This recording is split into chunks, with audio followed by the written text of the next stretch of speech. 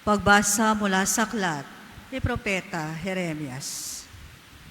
Sinasabi ng Panginoon, inutusan ko ang mga tao na sumunod sa akin upang sila maging aking bayan at ako naman ang Diyos nila.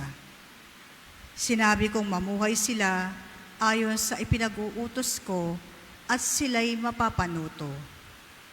Ngunit hindi sila tumalima. Ayaw nilang makinig sa akin.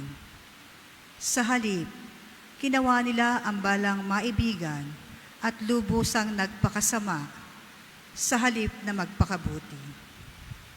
Mula nang lumabas sa Ehipto ang inyong mga ninuno hanggang sa araw na ito, patuloy akong nagsugo ng aking mga alipin, ang mga propeta.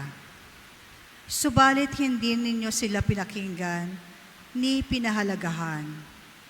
Nagmatigas kayo at masahol pa ang ginawa ninyo kaysa ginawa na inyong mga ninuno.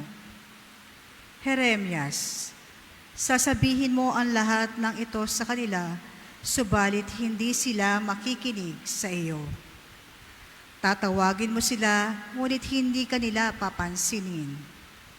Kaya ganito ang sabihin mo sa kanila, narito ang bansang ayaw makinig sa tinig ng Panginoong kanilang Diyos at ayaw ituwid ang kanilang landas. Naglaho na sa kanila ang katotohanan at di man lamang nababanggit. Ang salita ng Diyos. Salamat sa Diyos.